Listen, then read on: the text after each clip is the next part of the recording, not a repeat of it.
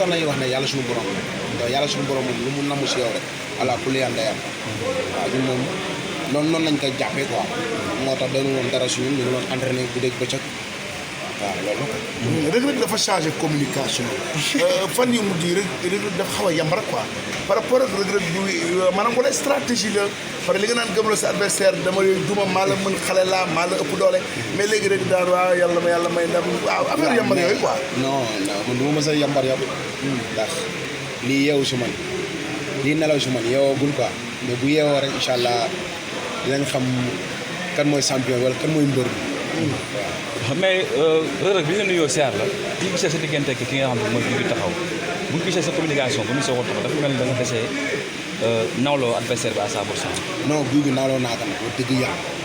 mooy maanaam tey jii gis nga adduna. répété naa ko répété waat ko. kon jarul na si dem jusqu'au bout quoi. tey jii gis nga mbër dafa doon loo xam ne tey jii sa combat booy wax sa combat ba sa combat taxaw.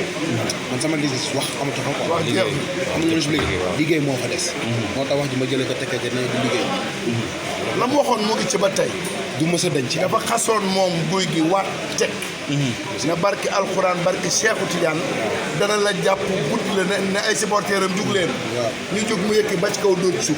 waaw yàlla baax na. nee na ñi ngay uppaa jëm yow moom bokk ci. moom bokk baax na nañ bàyyi ba bis ba rek incha allah. dinañ xam fu wànne di mu jekki ko tam. toujours ci bëre dóor Reug Reug problème mu xeex.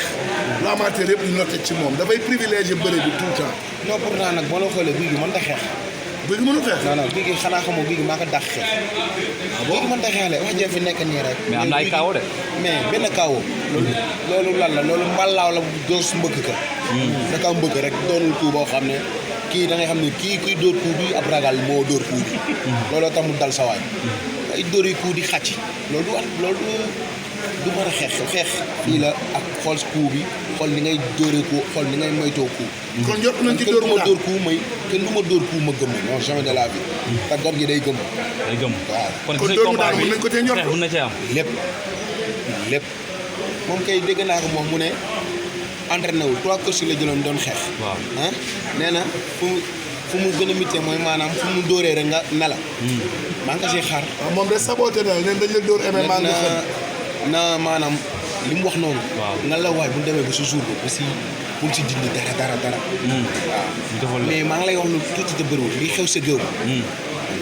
mais dañuy gis combat bi. en scène Duba dañuy gis combat bi da nga yokk masse adversaire moo ko laaj wala lan la. non ñun dañuy liggéey ñun ay xale lañu. ñun moom dañuy liggéey ku ñu xam moom liggéey nañu xam. xam na ne ñun lu gën a bon ci combattant mooy maanaam nga simmeeku. dina ci mbay liggéeyul. loolu man defar la si man. man bu ma simmeeku damay nekk si état am doole. waaw bis des nañu bàyyi kaat loxo suñu borom. Thier guy gi nee na. waaw Reug Reug xeexam tegu na. gaal gi foo ko ser. gaal waaw. waaw moo ko soit bu baax a baax. gaal gi daal mel ni li ma la wax neex na la. waaw gaal gi mu ngi géej waay. fa mu va ser. il faut mos a jóge. waaw jóge dañ koy yab si gaal gi rek. mën na 1000 kees. non loolu am na orange beneen bii ñëw. nañ ko xaar. lu bees waaw en tout cas daal. waaw en tout cas daal mosoo gis ndaara buy jël fee. daara bi jël fee foofu laa yem. jaajëf daara bi jël fee loolu wax la de. faa jëm. war ngaa pare di càkki càkki gi. non Reug Reug coom ci lamb amul. soxna sa dara doy na nag yow sa mooy Sénégal ba ñaaw bi. fii xoolal bu ko jox. mais Cheikh, quels sont vos appareils?